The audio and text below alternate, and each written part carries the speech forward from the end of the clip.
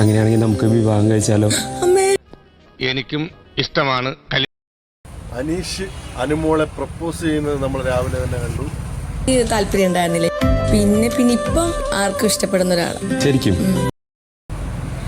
രാവിലത്തെ പ്രൊമോയിൽ നമ്മൾ കണ്ടതാണ് അനീഷ് വിവാഹം കഴിക്കാൻ താല്പര്യമുണ്ട് എന്ന് അനുമോളോട് പറയുന്നു. അങ്ങനെയാണെങ്കിൽ നമുക്ക് വിവാഹം കഴിച്ചാലോ? അനുമോക്ക് താല്പര്യമില്ല ചേട്ടാ, നോ പറഞ്ഞു. അനുമോൾ നോ പറഞ്ഞു. ഓക്കെ, അനുമോൾ നോ പറഞ്ഞു കഴിഞ്ഞാൽ അതിൻ്റെ അർത്ഥം നോ എന്ന് തന്നെയാണ്. അതിൻ്റെ മുമ്പ് പിന്നെ നമ്മൾ ഷോ കാണിച്ച് മിണ്ടാതിരുന്നിട്ട് മുഖം മൂടിയിട്ട് ഇങ്ങനെ ഇതൊക്കെ ആക്കിയിട്ടൊന്നും കാര്യമില്ല. മനസ്സിലായോ? അനീഷേട്ടൻ ഇത്രയും നാള് വെള്ളം കോരിയിട്ട് അവസാന നിമിഷം കൊണ്ടുപോയി കലമുടച്ച ഒരു പ്രവണതയാണ് ഇപ്പോൾ നമ്മൾ ഈ ലൈവിൽ കാണുന്നത്. ഇന്നത്തെ ലൈവിൽ നമ്മളിപ്പോൾ കണ്ടതാണ് സുഹൃത്തുക്കളെ. അപ്പോൾ അനുമോക്ക് ഇഷ്ടമല്ലെങ്കിൽ വിട്ടേരാ വിട്ടുകള, അവളല്ലേ അവളുടെ അമ്മ, അത്രേ ഉള്ളൂ.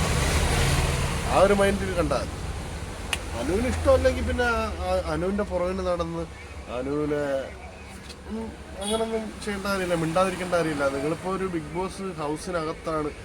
അപ്പോൾ നിങ്ങൾ അവിടെ വെച്ചിട്ട് പറഞ്ഞപ്പോൾ നിങ്ങൾ തമ്മിൽ ഇനി ഒരുപക്ഷെ നോ പറഞ്ഞാൽ നിങ്ങൾ വീണ്ടും കാണേണ്ട വ്യക്തികളായിരുന്നു എന്ന് അനീഷ് അത് ഓർക്കണമായിരുന്നു. എനിക്ക് തോന്നുന്നു അനീഷ് ഫുള്ള് ഗെയിമറാണ്. അനീഷിൻ്റെ ഒരു ഗെയിം സ്ട്രാറ്റജി ആയിരിക്കണം ഈ ഒരു ലവ് ട്രാക്ക്.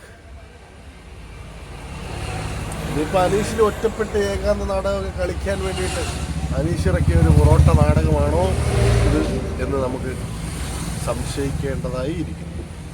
ഇത്രയും നാൾ നല്ല രീതിയിൽ ഷോയിൽ കളിച്ചുകൊണ്ടിരുന്നൊരു കോമണർ പെട്ടെന്ന് അത്യാഗ്രഹം മൂത്ത് അനുമോളെ പോലെ ശരിയായ ഒരു കുട്ടികൾ ഇഷ്ടമാണെന്ന് പറഞ്ഞു.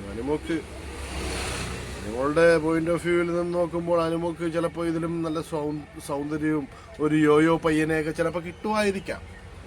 അനീഷിന് അത്രയും ഗ്ലാമറൊന്നുമില്ല, ഒരു പാവം വീട്ടിൽ നിന്ന് വന്നൊരു ഗവൺമെൻറ് ജോലിക്കാർ, അത്രേ ഉള്ളൂ. അനുമോക്ക് ചിലപ്പോൾ ഒരു പണച്ചാക്കിനെ ചിലപ്പോൾ കിട്ടിയേക്കാം. പക്ഷേ അനീഷിൻ്റെ കണക്കൊരു മനസ്സുള്ളൊരു വ്യക്തിയെ കിട്ടാൻ അനുമോൾ മിസ് ചെയ്തു എന്ന് തന്നെ വേണം പറയാൻ. അനീഷിനെ അനുമോൾ മിസ് ചെയ്തു എന്ന് തന്നെ വേണം നമുക്കിതിന് പറയാൻ കേട്ടോ. പിന്നെ ചില യൂട്യൂബേഴ്സൊക്കെ പറയുന്നുണ്ട് അനീഷിൻ്റെ ഗെയിമാണ്, അനീഷിൻ്റെ സ്റ്റാർട്ടപ്പ്. സമ്മർ അഖിലേട്ടൻ പറയുന്നു, സമ്മർ മീഡിയയിൽ അഖിലേട്ടൻ പറഞ്ഞ എന്താണ്, ഇത് അനീഷിൻ്റെ ഗെയിമാണ്, അനീഷ് ഒറ്റപ്പെടൽ നാടകം കളിക്കാൻ വേണ്ടിയിട്ട് അനീഷ് ഷോ ഇറക്കുകയാണെന്ന് പറയുന്നത് കേട്ടപ്പോൾ നമുക്കൊരു വിഷമം തോന്നുന്നറേ. സത്യം പറഞ്ഞാൽ അനീഷ് ജെന്യുവൻ പേഴ്സണാണ്. അനീഷിന് മനസ്സിൽ തൊട്ട ഒരു ആദ്യമായി തോന്നിയൊരു വികാരമായിരിക്കാം പ്രണയമെന്ന ഒരു വികാരം. അത് മുളയിലേ നുള്ളിയ അനുമോൾ. വിഷമമുണ്ട്, ഒരുപാട് വിഷമമുണ്ട്. എങ്കിലും അനുമോൾ അത് തുറന്നു പറഞ്ഞല്ലോ, ദിൽഷയെ പോലെ പറയാതിരുന്നില്ലല്ലോ. അവസാന നിമിഷം നോ പറയാതെ അത് വളരെ രീതിയിൽ വളർത്തിക്കൊണ്ടുപോകാൻ അനുവദിക്കാതെ അനുമോൾ നോ പറഞ്ഞുവെങ്കിൽ അവൾ പിന്നീട് അതിനെപ്പറ്റി ആലോചിക്കാമെന്ന് പറഞ്ഞെങ്കിൽ അതിന് കാര്യം കാണും. പക്ഷേ നമ്മൾ ചിന്തിക്കേണ്ട ഒരു കാര്യമുണ്ട്. 2 ദിവസം മുമ്പ് നമ്മൾ എപ്പിസോഡിലേക്ക് കണ്ടേ അനീഷേട്ട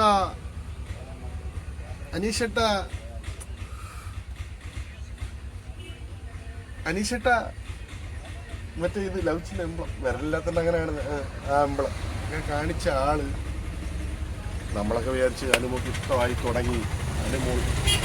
അനുമോൾ അത് അനീഷിനെ ആക്കിയതാണോ എന്താണെന്ന് നമുക്ക് മനസ്സിലാവുന്നില്ല. സുഹൃത്തുക്കളെ, നിങ്ങൾ തന്നെ കമന്റ് വഴി അറിയിക്കും, എന്താണ് അനുമോള കാണിച്ചത്? ഇങ്ങനെ കാണിച്ചതിൻ്റെ അർത്ഥവും ക്യൂട്ട്നെസ് വാരി വിതറിയതാണോ? ഇങ്ങനല്ലേ, ഇങ്ങനെയാണോ?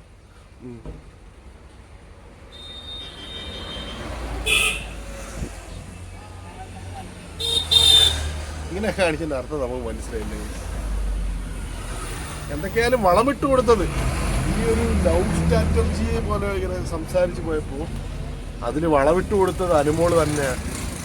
അനുമോൾ വളവിട്ട് കൊടുത്തത് കൊണ്ട് തന്നെ ആയിരിക്കണമല്ലോ അനീഷിന് അങ്ങനൊരു ചിന്ത അല്ല. ഏറ്റവും ആദ്യം ഇതിന് ചുക്കാൻ പിടിച്ചത് ലാലേട്ടൻ തന്നെ ആയിരിക്കണം. ബിഗ് ബോസും ലാലേട്ടനും കൂടി കതിരിൽ വളം വെച്ച് കൊടുത്തു. അത് വളർത്തിക്കൊടുത്തു. അനീഷിൻ്റെ മനസ്സിലൊരു മുള നട്ടു, പ്രേമത്തിൻ്റെ മുള അനീഷിൻ്റെ ഹൃദയത്തിൽ നട്ടു. ആ മുള വേരോടെ പറിച്ചിരിക്കുന്നു അനുമോൾ. വിഷമുണ്ട് സുഹൃത്തുക്കളെ, ഒരുപാട് വിഷമുണ്ട്. ഇതൊരു വീഡിയോയുടെ വീണ്ടും വരാം. Thank you so much.